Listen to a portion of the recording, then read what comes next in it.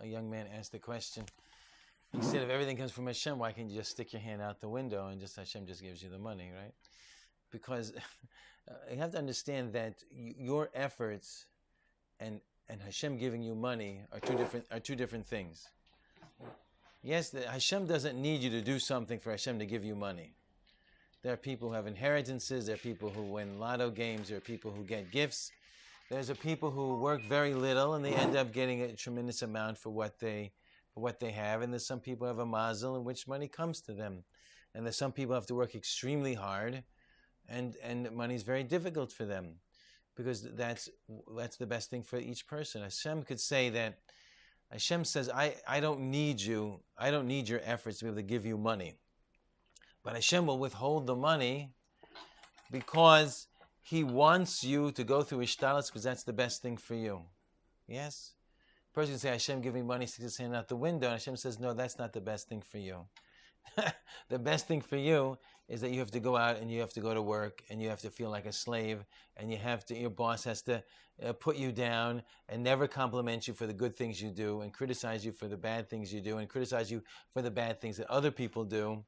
And because that's what Hashem says, that's the best thing for you, because perhaps when you have a temper and you like to explode and you like to run away from things, and so Hashem sets up a situation in which you're going to have to work on your anger, you're going to end up being fired and not have money. You hear what I'm saying? It's very important. We always want to have certain things, right? We always have dreams of where we want things. But Hashem doesn't, Hashem says the best thing for you is not, these dreams shouldn't happen. Usually we have dreams about things that would be the worst thing for us. That's why we dream about them, right? I dream about this perfect situation in which this wonderful thing could happen. And why are we dreaming about it? And because why don't we have it? Because that which we dream about is not, why are we dreaming about it? Why don't we have it? Because it's not the best thing for us. If it was the best thing for us, Hashem would give it to us. If we don't have it, it's because it's not the best thing for us. Yes, a person wants to be free of work. He doesn't want to work for a boss. He wants to be free, independent, blah, blah, have his own business. Doesn't work out. He has to go back and he has to work for a boss and be an Eved and all the things he doesn't like he has to go through. Because Hashem says the best thing for you is to suffer and to work on your midos and to work on yourself and make yourself a perfect person, that even when someone is being impossible to you, you remain calm and smile and you continue. And there is a very great nobility that when a person is working hard for a living and he's suffering and he knows, I have to do things, I have to bring money home, I have to make sure there's food on the table, everybody's taken care of, and I'm suffering for it.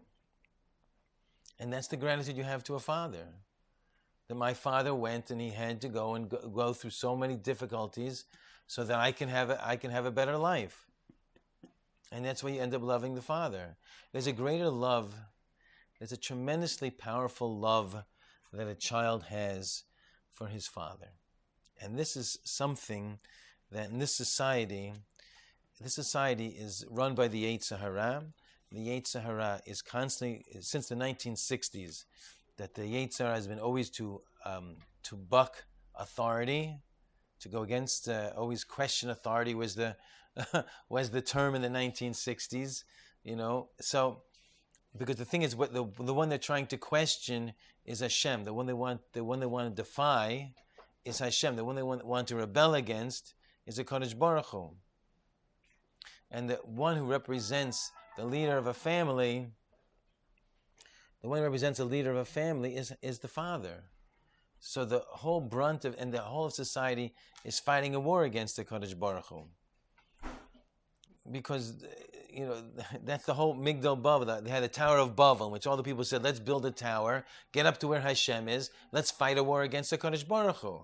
That's the nature of that's the nature of people. They want to fight with Hashem. People don't want to do what Hashem wants them to do. People want to rebel against Hashem. Hashem says that you should be honest and you should be humble. Then you say, I just want to grab for myself. You should be kind. I don't want to be kind. I just want to do for myself.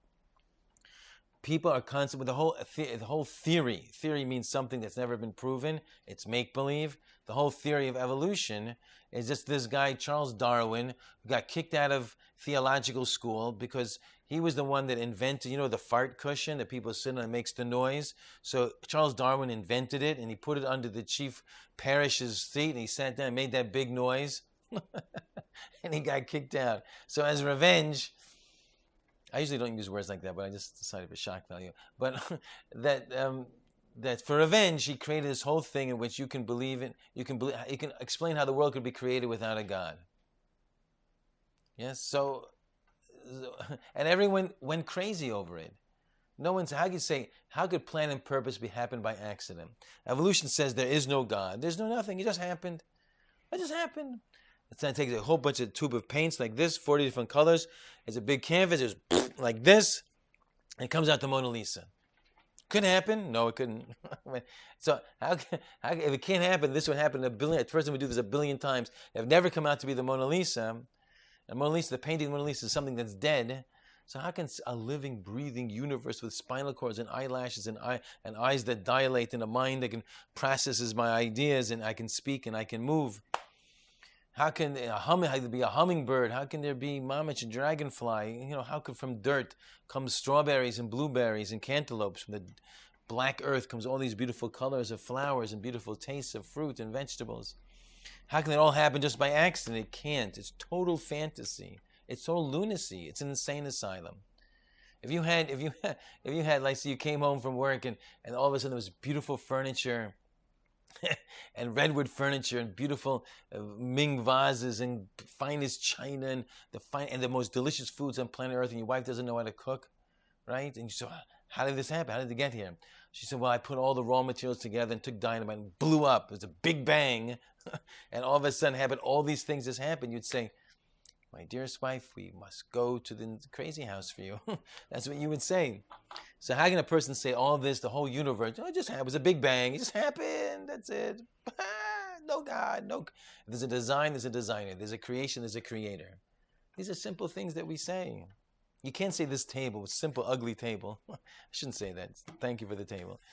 This simple table happened by accident, or it was a designer. Someone built it, someone designed it, someone cut it, someone measured it. If I'd say it happened by accident and I really believed it, you wouldn't think I was crazy? You would. How can you say a whole universe just happens like this? So the whole thing of evolution, and everybody went after it. It's never been proven. It's never been proven, and everyone accepts it as the actual fact. When did that happen? Yes, how did that happen? People took a leap of faith. They take a leap of faith with evolution. If they leap 13 trillion years to go, and maybe, but they accept it. Why? It becomes a fact, right? No one's questioning it because it creates a universe without God. And when there's no Hashem, then I can do whatever I want and I don't have to answer to anybody. And that's what people want. They want to be raving lunatics. They can just hurt anybody they want, hurt themselves, and there'll be no questions asked afterwards.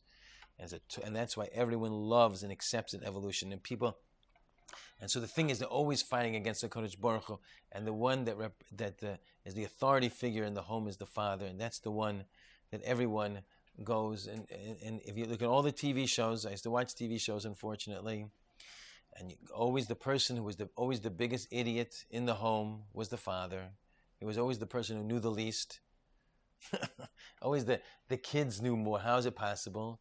The young people say I'm 55 years old, you're 14. There's no way you could possibly know more than me. It's impossible. It's logical. It's logically impossible. It's not possible.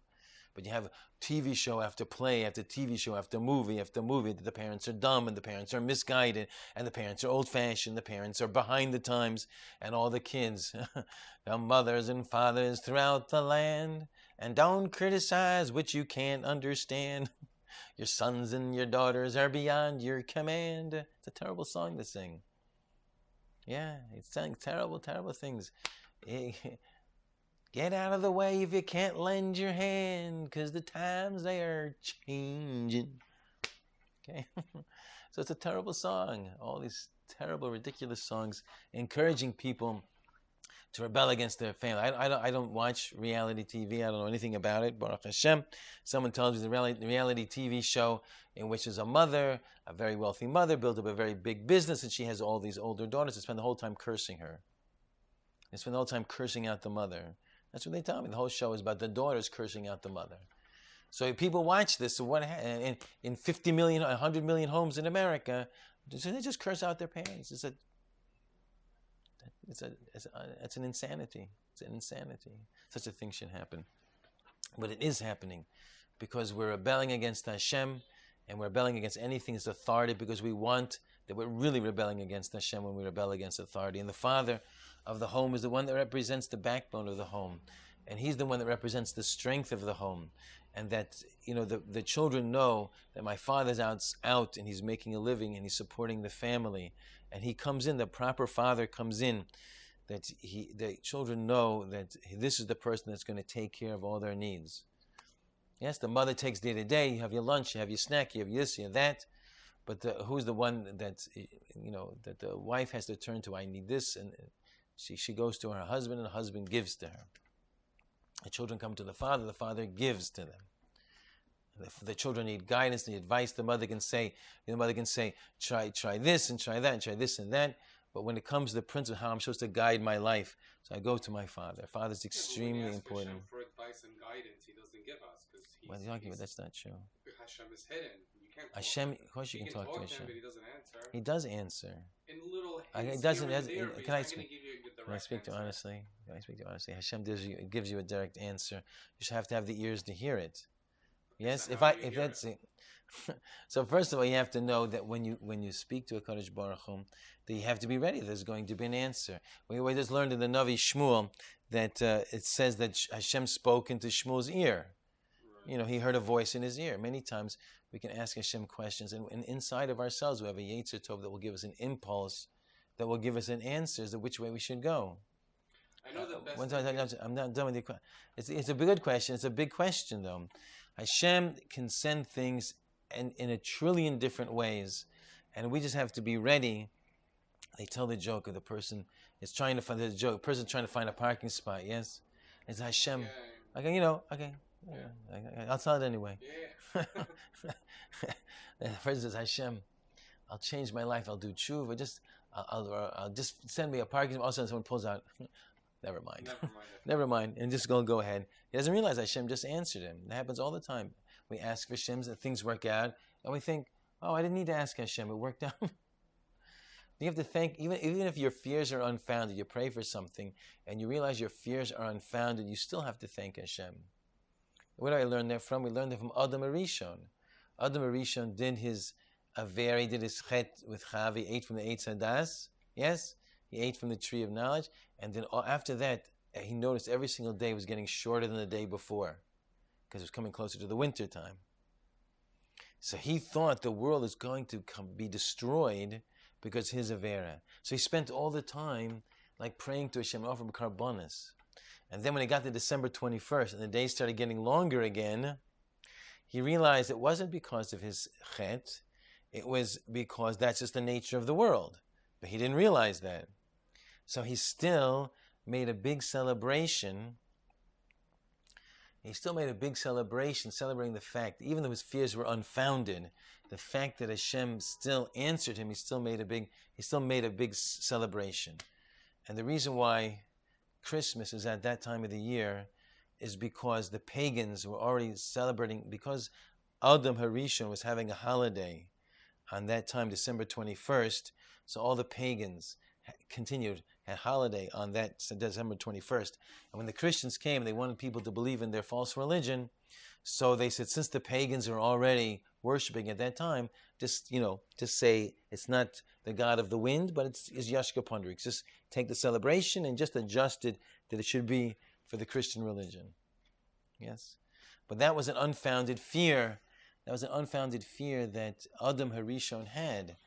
And still we say thanks. So even a person, but the point is that Hashem knows you're going to pray for something, and Hashem still sets it up, that it was an unfounded fear. Still, it's the way Hashem is trying to communicate to us, that he says that's one way of Hashem answering us.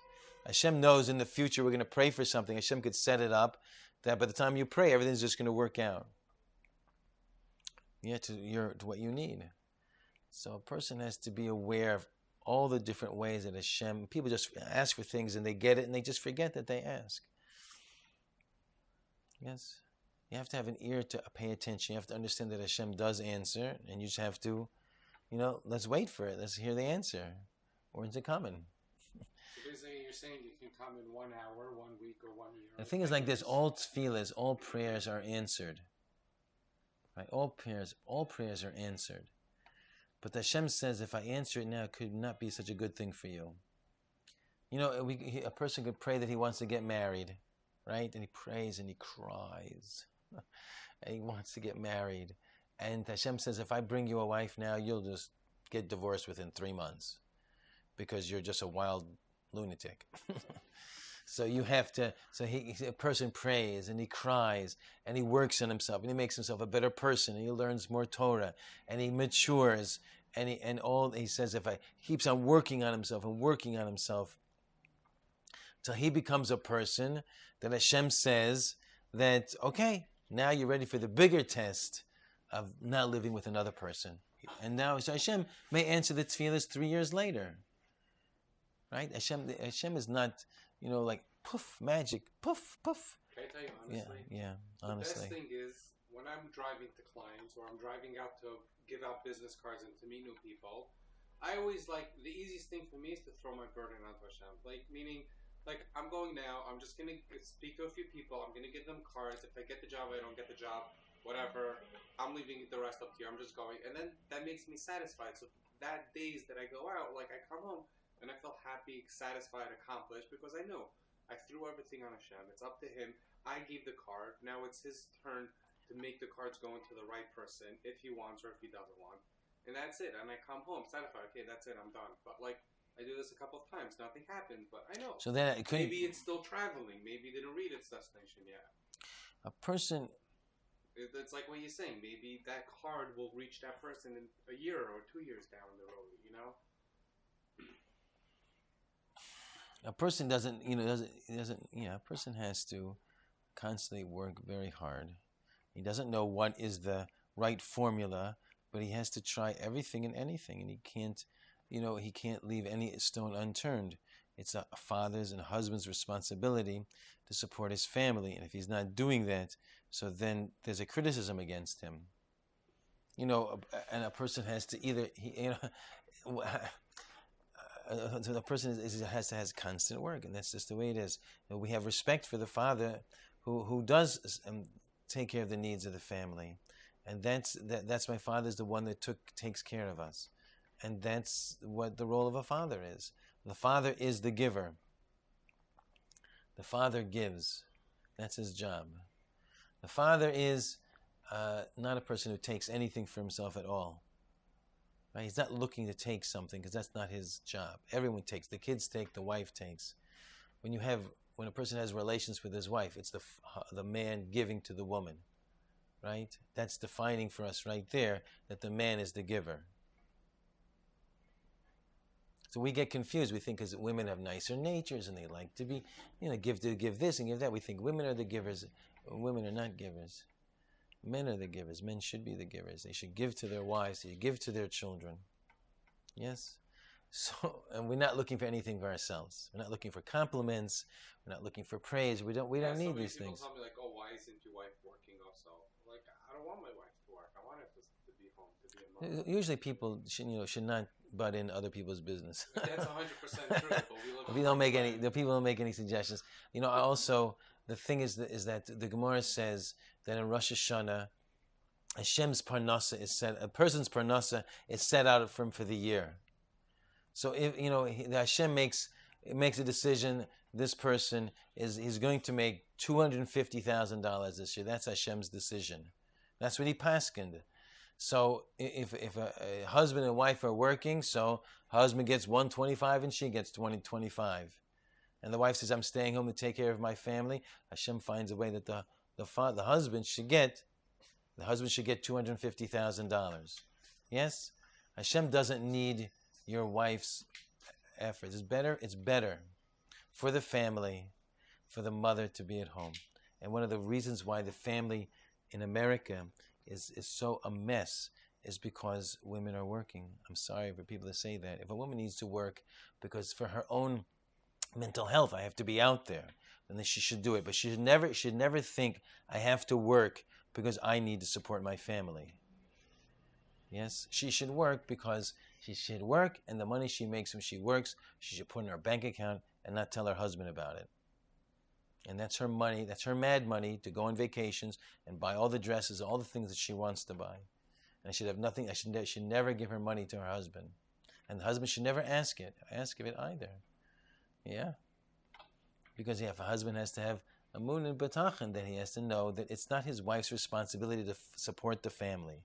If she works extra, and that's her money, that he really should not have. And even if she says, I'm giving you this money, he should discourage her. Yes, he should discourage her and let her keep her money. You keep it. That's a very important investment. Of a wife being happy. When your wife is happy, then Hashem's going to send you more money. There's a Gemara. The Gemara tells a story that a wife and a husband, he was a big learner. He learned, and he would learn. Mamish would learn the whole year. And he would come home once a year on Erev Yom Kippur. From yeshiva, he would come home. And as he was on his way home, he got involved with someone else, and he started speaking and learning, and he was delayed, and his wife thought he wasn't coming back, and she started crying, and Hashem killed him. Hashem killed the husband right there. It's a Gemara in Ksubas. But how can a man leave his wife for a whole year? Okay, and they had that arrangement. And in those days, they were different. The women, it's not today. We're talking about the time of Rabbi Akiva. How can Rabbi Akiva go away for 24 years? Okay, so we obviously see that in those days, things were much different back then. That the family, the husband and the wife, understood the importance of the husband's Torah learning. We still understand it. It's extremely important. They were more committed, and they would make, these arrangements. A husband's not going to leave or do anything unless his wife says, this is what I want you to do. So that was the arrangement they made. It wasn't going to be a permanent relationship. Maybe it was going to be for a short amount of time, maybe for a few years. And plus, in those days, they got married very young. They get married at 13 or 14 or 15. Yes. So he delayed, and Hashem just took him out of the world because his wife shed tears. When a man makes his wife cry, he has to understand that his life is in danger. Mamish. If he does something, says an unkind word, he says an unfair criticism, if he says something that shows that he doesn't care about his wife, and he causes her to cry, he should he should beg, please don't cry. My life is in danger, please don't cry. Yes? If your wife is happy with you, all of a sudden, if my wife gets, she's happy with me and she says something really nice about me, first I go like, oh my gosh, what happened? I say, what did I do? Please tell me, I want to do it again. Then all of a sudden you're happy with me. But usually if I always ask her to give me a bracha, that she should bless me. If she's really happy with me, I say, give me a bracha right now. You're happy with me right now? Give me a bracha. What is it with women and their tefillos? Are they going to have a straighter path or something? I don't know if that's so. I don't know if that's... He didn't ask you. That's not true. You know what? I can't do this. If I say it's not true, you can't say anything back. You can't say anything back. I know, but... You can't say anything back. You have to let me explain to you. I lived life 3 times longer than you. Can I speak to the girls? Girls have a bigger nisayim because they have to be married to us. So there's nothing bigger than that. Okay, they have to be married to us. So what's bigger than that? Can I speak? I want to say intelligent things. I really do. That's why I'm trying to stop you, because I know you're not asking me sincerely. You just want to get your mouth on the tape here. So that's why I'm stopping. When I hear you're going to ask a sincere question, I'll let you ask it. But we're talking about that a person has to understand that Hashem is here. If a woman is crying, it's a very big danger. It's a very big danger.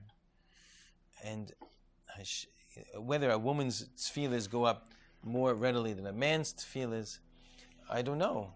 A man could cry also. A man has so much burdens to help me. Please, I have to support my family. I have to take care of my family. Please, Hashem, don't do it for me. Do it for my children that I need to be able to have. Hashem, please have. It's a very big to be a father, to run a family. It's a very big thing, and we look up to the men who work and support the families. They're not home, right? They're not home. They go out. They have their business. And always the thing is the husband's out the whole entire day, so he finally gets home. He wants to stay home, and the wife is in the house the whole day. So finally, when the husband gets home, she wants to go out. So the whole thing. So the husband has to go out. He has to do. His job is to make everybody in the house happy, and not worry about himself at all. And says, Hashem will take care of me. Whatever I need, Hashem will take care of it. I don't have to look out for myself. Hashem will look out for me. So a person, number one, I'm just saying, very important. You do things always to make your wife happy. Always to make your wife happy. If Hashem sees that this man's wife is happy, that alone, a person could give him tremendous amounts of money in Parnasa and make his life so much easier. First, life is easier because his wife is happy. But because the wife is happy, and he's the one that's making her happy, that's a very beautiful thing. That's a very important thing when it comes to Hashem. It's a very important thing and the husband is exerting effort that his wife should be happy. And when she is happy, he will get bountiful reward. The Gemara says, you want to make your wife, you want to become a rich person? You know what the Gemara says? Buy your wife jewelry. That's what the Gemara says. The Gemara says, you want to be a wealthy person, give your wife jewelry. Because she's going to have jewelry. She's going to be so happy. You say, well, I don't have enough money, this and that. You have $100, you spend $99, or $1,000, you spend $900 to get your wife. It's an unbelievable investment. Yes? So when your wife is happy, and then she's happy, she has this jewelry, and every time she wears her jewelry, oh, look, where'd you get that? Oh, it's so nice. My husband got it for me. Yes.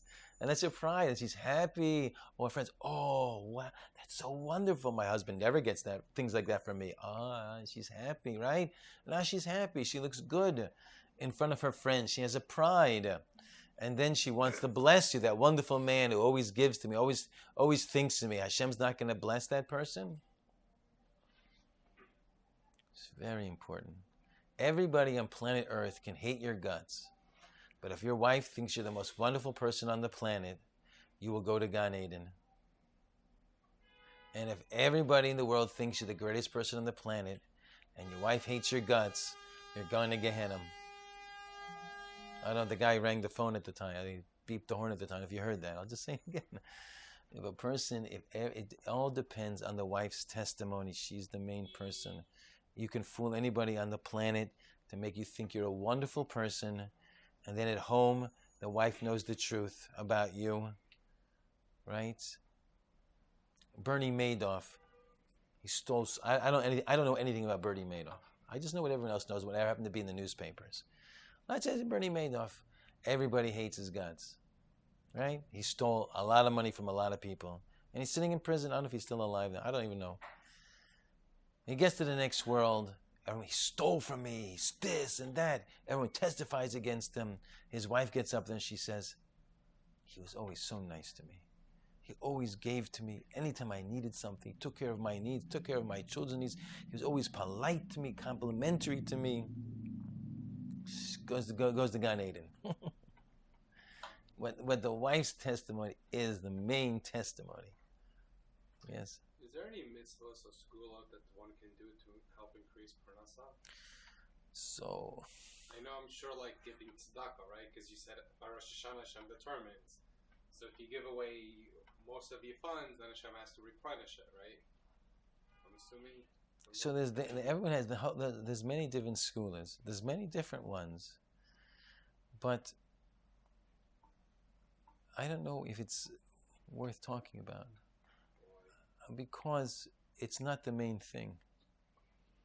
I know what's a segula. A person reads Parsha. One second. Let's say one segula is reading Parshas Haman. Yes. Okay. A person reads Parshas Haman for that day, so he's guaranteed parnasa for that day. But what is Parshas Haman? Is that really true? That's what it says. A person every single day after Shachar, he reads the Parshas Haman. Yes, and it says that he will have parnasa for that day. And now, why is that? Because the Parshas Haman is all about Amunah. Can I test it for tomorrow? You can test it anytime you want. You think you're the only person? Everyone does. Everyone does. Everyone. And now Parshas Haman. Parshas Haman, sit at home the whole day and stick. No, I didn't say that. You get to. We're going back in circles now. We're not doing that. We're not sticking the hand out the window. We're not doing that, right? Right. Anything a person does, you're sticking your hand out of the window. So that's Wait. I'm saying you said you're something. saying Parshas Mon and you going out to do your shtadlus, so Yeah. it's the same thing if you do your shtadlus. No, it without isn't. doing Parshas No, it's Mon. not. Why? It's not. It's a big difference. Because, like I said, Parshas Amon is a person going through an exercise of Amunah. And once a person, it doesn't mean say Parshas Amon and you daydream the whole time. You say Parshas Amon, you think of what the thing is saying. Once you do that, you have a change inside of yourself that now you're going to be dealing with the world with Amunah. Once you start dealing with the world with Amunah, so then Amunah, it seems like this. Amunah is more powerful than Tefillah. Having Amunah, faith in Hashem, is more powerful than praying to Hashem. Because when you pray to Hashem, I've said this so many times before, but Hashem could either say yes or Hashem could say no. Hashem says yes, He says no. Amunah is a mitzvah. If I have Amunah, I know for a fact Hashem is going to help me. I did a mitzvah. The reward for the mitzvah is that Hashem, whatever you have Amunah in, Hashem is going to give to you. Amunah is stronger than Tefillah is necessary. You need it. But Amunah is even stronger. So when you say Parshas Haman, you're recalibrating your insides to be more in a way in which you're now dealing with the world in Amunah. Everything is Amunah. The people say the Igros HaRamban, the letter from the Ramban, that he wrote to his son. He says at the end of the letter, if you read this letter, whenever you read this letter, Hashem will answer your heart's desires. That's what he says. What's the whole letter about? The whole letter is about Amunah. Yes? There's another prayer, another sefer on B'tachon. They have a prayer in Yiddish. They translate it into English. And he said to say this little thing 3 times. And the author wrote, whoever says this 3 times a day will be answered for all of his heart's desires. But what is it though?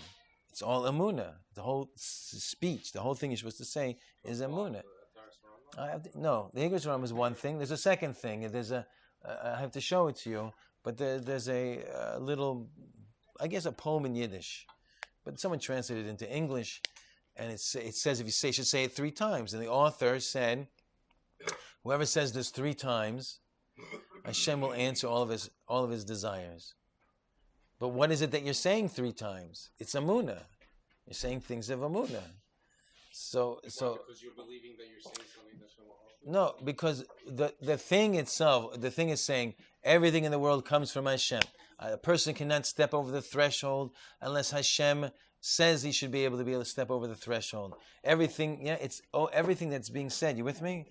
Everything that's being said is saying words that I know that everything in the world comes from HaKadosh Baruch Hu. That's a mitzvah. Once you're saying that, so then Hashem has to reward you for the mitzvah of Amunah. Yes, all these different segulas are things of Amunah. They have like this. And when it comes to the karbonos, the offerings up to Hashem, we all bring up offerings to Hashem to get for forgiveness. Yes, we get forgiveness by bringing karbonos. But there's no Beis HaMikdash anymore. So how can we give karbonos anymore? Avram Avinu said this to Hashem. He said, now when there's no Beis HaMikdash, how are they going to get forgiveness for their affairs? So Hashem said to Avram Avinu, by saying the parsha of the karbonos, it'll be as if they're bringing the karbonos. Now, one of the things we say is the ketoris. Yes, we say a part of karbonos. We say the whole thing of the ketoris. A kohen who got the responsibility of bringing the ketoris became wealthy. It was known that if a person had lotteries, the Kohanim used to choose lotteries, what job they're going to get in the Beis HaMikdash. If someone pulled the lottery that he's going to offer up the ketoris, he would become wealthy. Yes? So now we don't have ketoris anymore because we don't have a Beis HaMikdash. But we have the parsha of the ketoris that we say instead. So you just apply the same thing. If I bring the karbonos, I get whatever the reward for the karbonos is, I get rewarded. If I say ketoris, whatever the reward for the ketoris, I also get. If the kahanim would bring, whatever kohen would bring the ketoris became wealthy, if I would say the ketoris in the morning and say it at mincha time, because they offered the ketoris 2 times, that's a segula. A person should become wealthy. But that's Amunah. I believe in what the Gemara says. I have Amunah that it's the truth. I have Amunah that Hashem will give. It's all about Amunah. All the segulas are about Amunah. Yes? Okay, so I don't know what we talked. I didn't talk to you. Okay. Can I say one thing quickly? Yeah, one thing quickly. I heard a share from one person saying like a rabbi, like someone asked the rabbi, like, do you believe in Hashem? So he's like, it's not that I believe in Hashem. You have to know it, like believe. And then like for myself personally, it took a while for me to convert, like saying, do you believe in Hashem, or like just know it, like you have to have like more emunah, like not believe. Yeah, I know Hashem created the world, this and that, whatever. Like you have to like know it, like it's 100%, like it's a fact. Yeah. So like a person can have emunah, but he can still be struggling. It's not.